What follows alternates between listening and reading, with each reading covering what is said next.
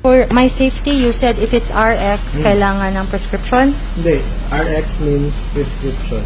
So I need a prescription for that. So you have no RX. There If is no another brand. RX, then it means OTC. Over the counter. Who decide the RX? On sir. So what other pharmacies are giving Giving. without prescription? Then they're trying to go for, because for me, my license is already there. So if So ever you mean Rose Pharmacy and Mercury and Watson, they don't have a license? they are the PA, sir. If they try to give you without RX, like antibiotics, S2, No, I think- No, this is not an antibiotic. This is a maintenance medicine. It's not a prescription. if ever you tried, just Google what's the meaning of RX. We know, uy, So ano you ba? wanna sell us You now? see, You cannot sell it. If we go for the Sir, rules, don't then- argue with us. Just yes or no. yes or no? then it's up. Boy, bigay mo kasi nagbi-video na si ma'am. Oh, Na-live na to. without RX Facebook na. daw. Without RX. I am here right now in Capital Care Pharmacy, Landers. Sa rules of the At- Philippines with RX, you need prescription. Pero kung nanan siya na... Sige, sige, paano mo siya? Kasi nagbi-video. Pag sinabi mo yan, tapos maano ka, ikaw maano ka, lisensya mo yan. Kailangan.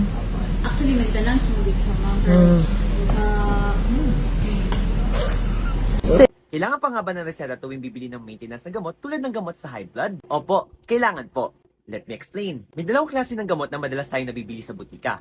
Una ay ang over-the-counter na gamot na pwede po nating mabili kahit wala tayong reseta. At ang pangalawa naman po ay ang prescription medicines. Tinatawag po silang mga prescription medicines dahil kinakailangan po ng reseta mula sa isang doktor para makabili kayo ng mga gamot na ito. Nakasaad po ito sa RA 10918 on the Philippine Pharmacy Act of 2016. So paano nga po ba natin malalaman kung prescription medicine ng isang gamot? Ito po ay kung may nakalagay na RX symbol do sa label ng isang gamot. Ilang halimbawa po ng mga prescription medicines ay mga antibiotics at ang mga maintenance medications natin tulad ng losartan, amlodipine, and irbesartan. Okay, now, for sure, ang tanong po ng karamihan, bakit ako nakakabili ng maintenance na gamot kahit wala naman akong reseta? Nakasanayan po kasi natin na nakakabili tayo ng mga maintenance na gamot natin kahit wala tayong reseta. Gayunpaman, hindi po ibig sabihin nito ay hindi na dapat kayo hinihinga ng reseta tuwing bibili kayo ng mga maintenance na gamot ninyo, lalo na po kung ito ay mga prescription medicine. Isang paraan po kasi ito para malaman namin mga pharmacists na nakareseta ang mga gamot na ito para sa inyo. Kasi in reality po, may mga tao nagsiself-medicate ng mga gamot, lalo na yung mga maintenance na gamot, kahit hindi naman nakareseta sa kanila. At ayon na rin po sa RA 10918, ang mga pharmacists po, base sa kanyang professional judgment, ay may karapatang i-refuse o pagbawalang pagbentahan ng gamot ng isang tao kung ito po ay hindi alinsunod sa batas at good dispensing guidelines. To be honest po, wala kaming kita kapag hindi namin kayo pinagbilhan ng gamot.